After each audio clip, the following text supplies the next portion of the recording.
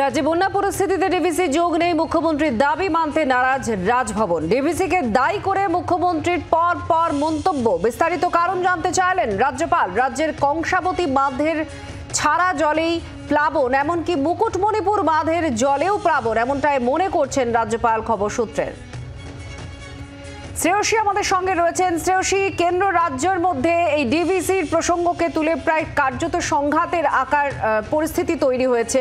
এর মধ্যে রাজ্যপালও আবার সেই জায়গায় তার মন্তব্য তুলে ধরলেন। ঠিক কি বলেছেন রাজ্যপাল?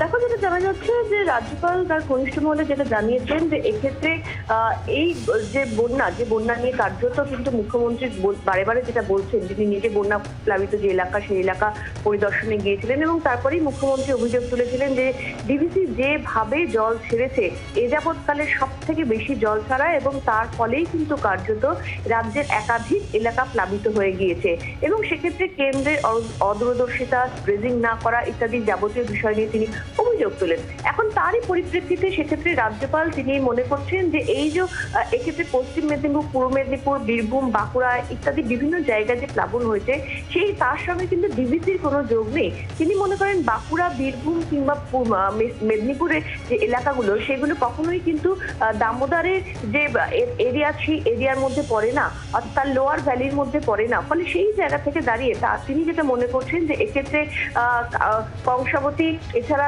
দ্বারকেশ্বর ইত্যাদি নদীর ওপর, শিলাবতী এইসব নদীর ওপর ভারী বৃষ্টি এবং তারপরে মুকুটমণিপুরের যে ড্যাম আছে সেই ড্যাম থেকে জল ছাড়া এই সব কারণেই কিন্তু কার্যত এই প্লাবন হয়েছে বলে তিনি মনে করেন এবং সেখানেই তিনি মনে করেন যে যেহেতু মুকুটমণিপুরের ড্যাম সেটা কখনোই কিন্তু কেন্দ্রের ড্যাম না, সেটা রাজ্যের হাতে থাকা ড্যাম, ফলে সেই ড্যাম থেকে থাকা জলেই কিন্তু কার্যত এই প্লাবন হয়েছে। এবং তার যেটা আরো বক্তব্য সেটা হচ্ছে যে ডিভিসির যে জল, ডিভিসি নির্দিষ্টভাবে একটা প্লাবন বা একটা বন্যা আটকানোর জন্য ডিভিসির যে ড্যাম সেই ড্যাম কাজ করে, কিন্তু অতিরিক্ত জল ফ্লো থাকলে সেক্ষেত্রে কিন্তু জল ছেড়ে দেওয়াই কাজ, এমনটাই কিন্তু তিনি মনে করেন। সেক্ষেত্রে না ছাড়লে ড্যামের যে বাঁধের যে ক্ষতি হবে সেটা রাজ্য সরকারও জানে বলে রাজ্যপাল মনে করেন। ফলে সামগ্রিক বিষয় নিয়ে কিন্তু ইতিমধ্যেই মুখ্যমন্ত্রীর যে বক্তব্য সেই বক্তব্যের পরিপ্রেক্ষিতে তার কাছ থেকে ক্ল্যারিফিকেশনও চেয়েছেন রাজ্যপাল। ধন্যবাদ।